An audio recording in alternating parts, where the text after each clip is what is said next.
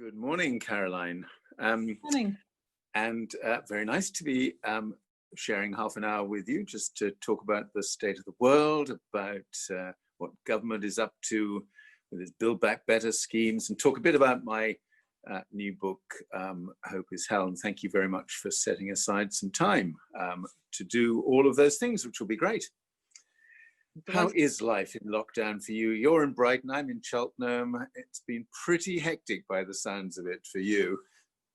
It has. I mean, the level of, frankly, just distress of so many constituents has been unprecedented, I think. And yeah, I know it's not just me. I've spoken with other MPs who are saying they've never seen their case load anything like the way it is now. Just people so uncertain about the future, you know, not knowing whether their jobs are safe, businesses that they've spent their whole lives building up and now, you know, potentially seeing disintegrate in front of their eyes. So, you know, I know there's a lot of discussion in environmental circles, and rightly so, about all of the amazing things that we've also seen during these last months in terms of, you know, being able to hear the bird song again and appreciating the spring. But I guess I just feel I've been a bit closer than most to just seeing the other side of that and the real level of human misery that's been over the past few months as well. Yeah, exactly. And no immediate likelihood of much of that misery going away anytime soon. It's clearly going to be, economically speaking, a pretty grim 6 months to a year ahead of us for literally millions of people. I think that's absolutely right. And I think in a way, the true scale of that has been hidden from us up until now, because the government, to its credit, has put in place a number of financial schemes. I mean, I can criticize the fact that they're not wide enough in scope and not long enough and so forth, but nonetheless, they have made some pretty unprecedented decisions over the last few months in terms of trying to support people and keeping them in work. But as those schemes come to their end, I think that's when we're going to see, in a few months' time, you know, truly the real scale of the number of people who probably will be unemployed from that point on. Yeah, and particularly young people. We'll come back to a bit about that. But then at the same time as you're handling all of that on a day-to-day basis, you're also in the thick of the discussions about what should happen next, this little catchphrase, Build Back Better, that has seized the imagination. You're one of those people who've been involved in the Green New Deal group here in the UK, right from its origins, as I understand it. So you've tracked the comings and goings around that particular debate for a long time. Are you beginning to think that maybe we're going to see a good recovery program emerging from this government, or are you still just a little bit skeptical? Well, I definitely think there's all to play for. I mean, I think what we've learned about the ability of government to act at speed and at scale over the last few months is something that does give us cause for hope. So this is the other side of the coin, if you like, that it feels as if we are being given one last chance to get ourselves on a course for, you know, a better future, both in terms of equality and social justice, but crucially in terms of the environment and nature as well. And, you know, for years, campaigners have been told that our ideas are too ambitious, that government can't do that, that the market knows best.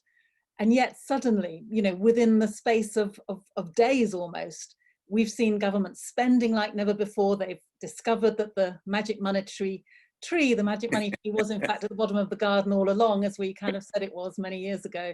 The fact that they can pretty much renationalize industries overnight, that they can house the homeless, you know, this is incredibly exciting. And I think it really gives the lie to the idea that governments can't intervene if they wish to do so. And so the challenge, of course, now is to try to ensure that they intervene in a really positive way as we come out of the worst of this pandemic.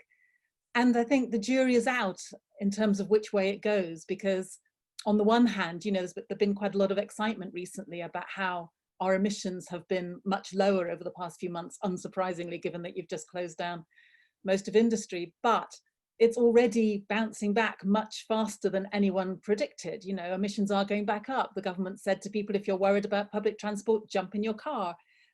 We have a chancellor that is still currently committed to £27 billion worth of road building, who is bailing out the aviation industry without even a blink of the eye. No green conditionality on it at all. Just, you know, EasyJet, here you are, £600 million, job done. So there's all to play for, but at the same time, you know, I don't think we should be complacent that there is every chance that given the opportunity, the government will go back to business as usual, and we absolutely can't let that happen. Yeah, that's my worry too. Or they'll do a fudge. They'll do a bit on the one hand, a bit on the other hand. And Yeah. I think, like a lot of people, I'm coming to the conclusion it's much more binary than that. You mentioned the 27 billion for a new road building program to be spent over the next 5 years, apparently, according to the manifesto. Well, unless the lion's share of that comes into a very different kind of transport spending pot, mostly allocated, I think, through cities and towns, so they can actually get to grips with what needs to happen in their place around public transport, cycling, walking, the whole integrated approach, then you can pretty much tell that this is a government that is still stuck in a default carbon intensive mindset. So if they just fudge it and put, you know, ramp up a few more billions into cycle paths and stuff like that, which won't be delivered for another 10 years or whatever, then I fear that we will see this government in its true colors. And I am really nervous about that, I have to be honest.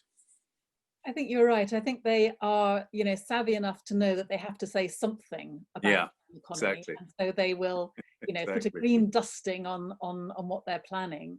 And the very real risk about that is that it neutralizes, you know, public concern, because they'll just hear the headline, they'll hear something about, you know, planting some more trees or whatever, and think that that's taken care of. And yet, as you so brilliantly set out in your book, you know, this 10 years, and indeed this coming year, to the extent that the decisions made now will lock in the kind of recovery we get for years to come, is more critical than ever. It is our last chance. And it does feel in some sort of strange way that we are being given a very clear choice now. There is a crossroads. We've had time, those of us who've been lucky enough not to be on the front line of the health emergency. We've had this moment now of a rethink, of a reset, of just saying, you know, what is most important to us right now. And I think a huge number of people have been reconsidering many aspects of their lives. But if we waste that moment that we've been given, this crucial moment that we've been given by simply going back to business as usual, we will rightly never be forgiven, because it is the last chance saloon, and we're in it.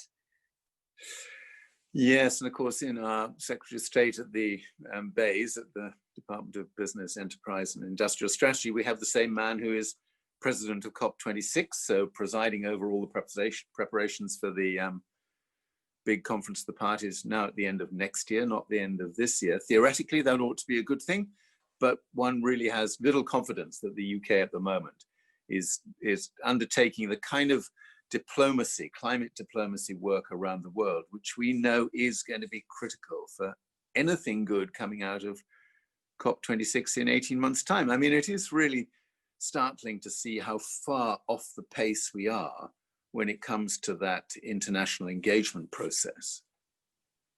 You're right. I mean, I was following the discussions about what happened in the run-up to Paris in 2015, which, you know, people look back on and think, you know, generally speaking, that was a pretty important moment, and in some senses we got the best that we could at that point. But the amount of diplomatic investment that went into that, the miles that were racked up, frankly, by the French climate team, you know, literally going out to every single country where there was any problem, and years in advance trying to work through what their concerns were, so that by the time we got to Paris in 2015, there was an agreement that was possible. And you know, that was years and years of work and investment, and a government that was really committed, and every single embassy being properly, you know, focused on that as their priority. And we are a million miles away from that right now. So, you know, this, as you say in your book, that there is still time, but it means a massive ramping up of speed and ambition. Yeah, there is one sort of little thought in my mind which revolves around the US presidential election. And you can kind of see this in very stark terms, because if Trump is re-elected, then it's going to be very hard to build momentum through to the end of 2021. It really is. If Biden is elected, he's no climate champion, in my view, and the Democrats, to be honest, have been really poor in terms of understanding the true nature of the climate emergency and the challenge to their normal way of doing politics. But you can see the world would suddenly think, okay, now we've got the US back on board and we are going to now try and come to a set of much more radical objectives for COP26. That I'm sort of hanging on to rather desperately. But then there are so many other reasons for needing to get rid of Donald Trump that one hardly knows where to start, frankly. That is very true. And I do think that as well as the very literal difference it would make if he was moved, if he loses the election, that the symbolic sense that there is another way forward, that symbolic moment in a sense of people being able to imagine better things, I think would be incredibly helpful. I mean, it is the case, as you know, that thankfully there is a lot of climate work going on at the state level in the US, even in a state like Texas. You know, they are recognizing the economic logic of investing in renewables, and they're going ahead on narrow economic grounds, and that's fine. And it's very exciting to see that that's still happening, even when you've got Trump there as president, you know, kind of completely undermining even the science of climate change. But I do agree with you, if Biden were to win, even though he's not going to be a great champion for the climate, it would give that sense that the world again has got another opportunity of getting this right and getting it better. And I think it would build up the hope in places like the UK. Yeah. Frankly, I don't think Boris Johnson is much of a champion either, and would just give us that moment of hope, which we desperately need. Yes, this elusive notion of hope. You see, hope. Caroline, you've gone authentic there unerringly, hope. Of course. Authentic hope. It's a phrase of yours, actually, I found in your book, which I liked a lot, because I take the point that, you know, hope that's not grounded in action, and Greta Thunberg is extremely eloquent on this point as well. Hope that is not grounded in action is just wishful thinking and is incredibly irresponsible. Hope that is something that you recreate each day by what you do, and that is still grounded to some degree of authentic reality. In other words, that we do just about have time to make things better. In fact, we will always have time to make things better than they would otherwise be. That, I think, is something that's worth holding on to. Yeah, I felt that very strongly doing a lot of the research into how quickly things are moving in a bad direction. And of course, none of that has gone away. I mean, I was just reading over the weekend the account of what's now happening in Siberia at the moment, which is just completely staggering. And I think you mentioned Greta. I think she did a tweet about this, saying that the kind of impact on Siberia now is something that scientists couldn't imagine happening until the end of this century. So we're seeing this acceleration of impacts in the most extraordinary way. So this whole question about how you maintain authentic hope when the science keeps telling us it is getting worse just so much faster, and the politics doesn't really move very much, to be honest. So the gap gets wider between the science and the politics, making hope a harder way for us to build a better future. It is just genuinely very difficult. And I'm very mindful now of young people in particular, and I know this is something that weighs heavily on you as well, which is how young people are responding to this imbalance between the science and what it tells us and the politics and what that tells us. And I'm really unnerved on their behalf, just looking at this dreadful prospect opening up in front of them. Yeah, I mean, their right to feel just such intergenerational rage at that injustice, I think is overwhelming. And, you know, that they have organized through the climate strikes in a way that has been unprecedented in our lifetimes, I think. And they have got that moral authority that comes from being a young person, looking at us, those of us in our generations, and looking at us and saying, you know, you have trashed our future, you have failed. And there is no stronger moral authority than saying that. And you know, I remember when I was able to get Greta Thunberg to come to the Westminster Parliament, and Michael Gove was in the same room. He didn't actually take up the invitation to meet with her, but for a moment he was in the same room. And no, I saw that photo of him sort of looking up at her. And he, he said, listening to Greta makes me feel guilty. Well, great, but we don't want your guilt. We want your action, and you are in a position to act. And that sense that, so many forces now aligning in terms of a green recovery being economic sense as well as environmental sense, the fact that renewables are now cheaper than fossil fuels, the fact that there are a million different plans out there if the government just had the political will to take them off the shelf, dust them off and get on and do them. It's not a technical problem, it's not a financial problem, it's not a scientific problem, it is down to that political will. And I just hope that that momentum that was growing last year, exactly, through the climate strikes, through Extinction Rebellion, through the willingness of people who have never taken direct action before to put their bodies on the line, I just hope that we can tap back into that momentum. I am sure it is still there. And of course, the past few months of COVID have taken the focus off it, but it's got to come back, and I believe it will, because... No, I agree. I agree. And I just wanted to ask you about the Environmental Justice Commission, because obviously that is a very powerful strand in the report that the Commission eventually produced. And you were co-chair of that and very actively involved in that. And that reflected cross-party opinion. It reflected different constituencies, including the voice of young people on that. What is your sense now of how the Commission's report has landed inside government or with other key stakeholders? Is it something that has got forward momentum now in terms of these issues? I hope so.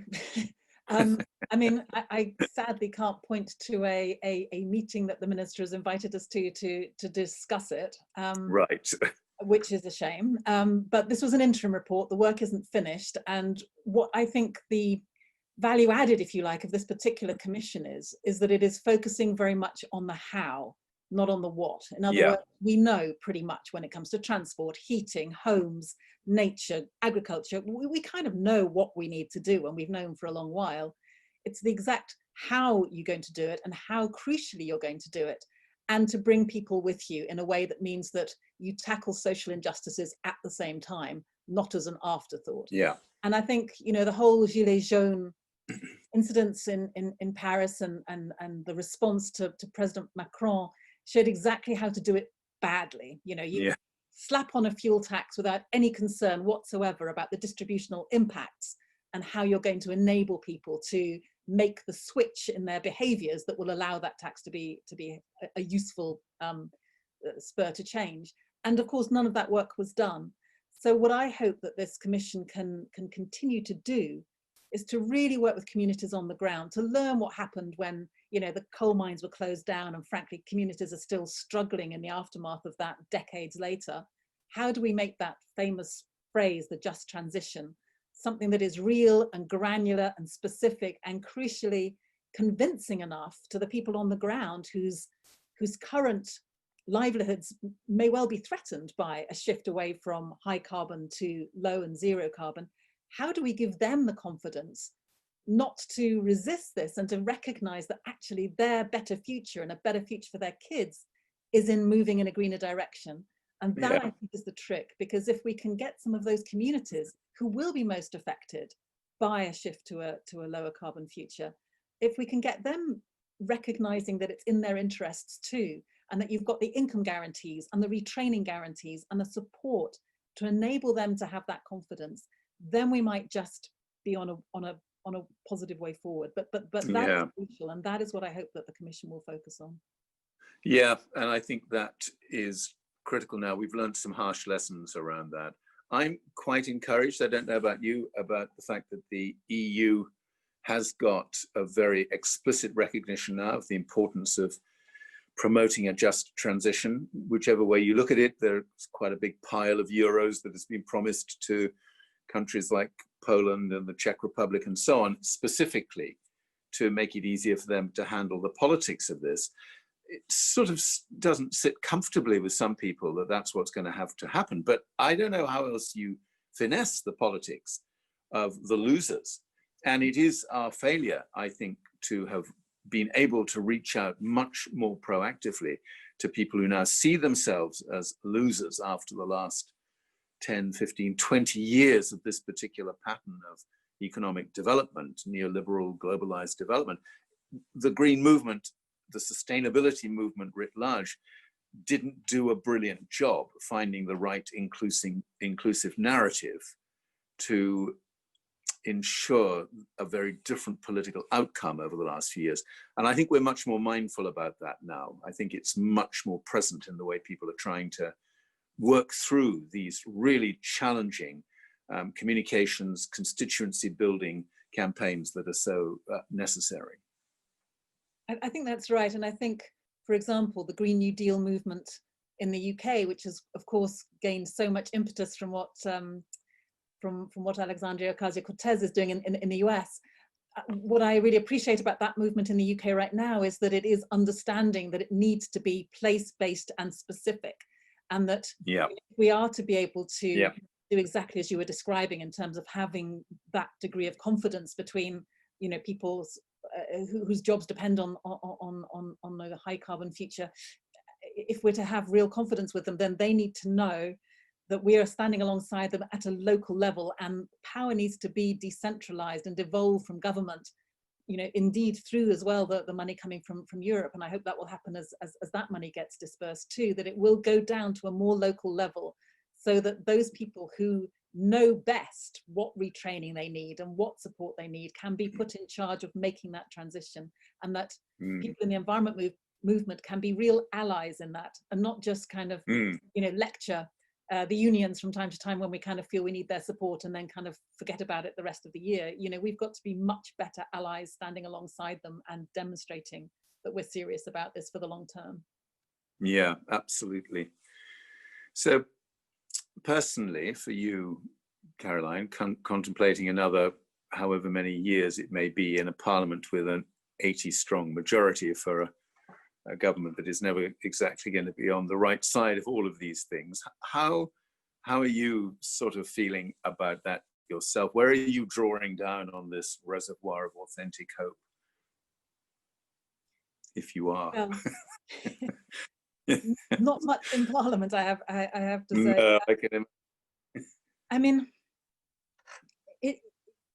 things are happening. I mean, I think I get hope from a recognition that political failure is at heart a failure of imagination. And I think over the past few months, all of our imaginations have been stretched in new and strange ways. And suddenly, I think a lot of people can dimly see a different way forward. And so I think the constituency outside Parliament for change could be bigger than we imagine. Yeah. And that could be very positive. And I think, you know, what I would love to see is how we can build a real kind of coordination between more and more activity on the outside of people really demanding change and recognizing that it is within the powers of government to make change if they choose to do so, as we have seen through the COVID crisis, and to really harness that desire for change and that ability to make change happen, so that you've got a bigger movement on the outside of Parliament banging on the doors and demanding change, and enough people on the inside who are also recognizing that this is making economic sense as well as environmental sense. And the idea that you would build back better by building 4,000 miles of roads, which is what the current policy says, you know, is just bankrupt, frankly. And I mean, I think the difficulty is around the timing, as ever. And again, in your brilliant book, you pull no punches, in the sense that, you know, we are in the last few years of really being able to make significant change, and therefore the decisions that are being made over the next few months and year are really so pivotal. And that's the bit that I'm trying to kind of grapple with, is how do we generate the political will quickly enough? How do we, you know, use this newfound respect for scientists effectively enough? You know, it wasn't very long ago since Michael Gove was telling us that, you know, scientists, we've all had enough of experts and we don't need them anymore. Thankfully, that's changed, and people are listening to the science in a way they weren't before. So how do we just make sure that this moment doesn't slip through our fingers? Yeah, no, I couldn't agree more.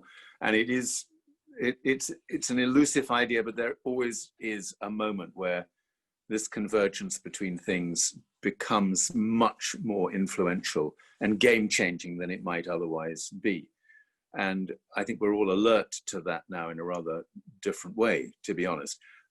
As you know, my big hope is that young people do find a way of maintaining that incredible energy they built up through 2019, and that they are able to make it possible for people of any age, in any generation, to understand what their obligations actually look like. And to a certain extent, Hope in Hell is written for that generation of young people who are picking up a disproportionate share of the burden of this climate activism in a way that has very significant psychological and personal impacts for large numbers of young people today. But it does seem to me that is the element which gives politicians no easy way out. You can't patronize and dismiss young people in the same way that you can so many other people. So I'm really hopeful that once we're through the worst of this coronavirus crisis, that we can begin to see young people come back into the frame around the climate debate, and that we are in positions to support them, because that, it seems to me, is probably the best and most useful thing that we can do, apart from all the work that we're doing in our own right, as it were. And I certainly take a lot of hope from that, just talking to a lot of young people these days.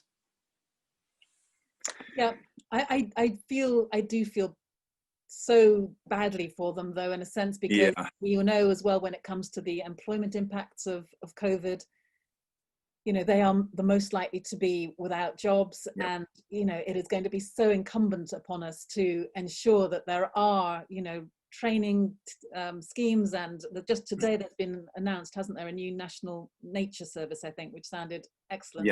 Your name was on that. You know, we need to have the imagination that gave rise to the whole Green New Deal idea over here, which was from Roosevelt, you know, in the 30s in the US, when they faced such a devastating depression. And the speed with which he was able in his first 100 days to introduce, you know, 15 acts of parliament that change the face of that country. And we need to do something the same. We really do that. There's a real moral obligation on us to do that, I think, because of the situation that our kids will be in if we don't. Exactly. And it is a powerful combination. I'm really pleased that people aren't just talking now about the decarbonization story. They are talking about nature and the importance of rebuilding natural ecosystems and of connecting that to people's health. It's such a crucial part of the ways in which people can find healthier lives for themselves, mentally as well as physiologically. It is just a fantastic win-win on every front. You know, the thing that still drives me crazy, Caroline, is that policymakers seem to have so little love of what I call policy synergies, where you've got one policy and it puts ticks in God knows how many boxes, and you just think, just sit there and do a little matrix, work out what policy would actually net the biggest benefits in all of these different places. And you can just imagine their eyes lighting up at something like that. I've never quite got over the frustration of seeing that that wasn't the case when I was chair of the Sustainable Development Commission, but there we are. I think you're making the mistake of applying logic to policy. Doesn't always work. I know. Well, listen, thank you so much, Caroline. That's been really wonderful. I know that you're going to be kept unbelievably busy for the foreseeable future in terms of helping everybody in Brighton and elsewhere, and continuing to carry this leadership role for the green movement at large. Thank you for the support for the book, which I really do appreciate. Had the world been looking a little bit different, you and I were planning to head off on a kind of grand tour of parts of the UK in September before the party conferences, and find ways of bringing this brilliant narrative, this story about how much better things could be if we just thought creatively and involved people in a much more exciting, solutions-oriented approach to all of this. And it would have been great fun doing that with you. So I'm using this opportunity to say, well, we may have missed that little window, but there will be other windows, and it'll be really important when we have a chance to get together to do that. So thank you very much. Well, thank you. Thank you for the book. It's a brilliant book, and it's certainly given me a lot of energy and inspiration going forward, and I hope it will for many others as well. So thank you for all of your work on that. Thank you very much. Brilliant. And I hope everyone listening in has enjoyed this. It's a pretty lively debate at the moment, so get stuck in. Thanks, Caroline. Thanks so much. Bye. Bye.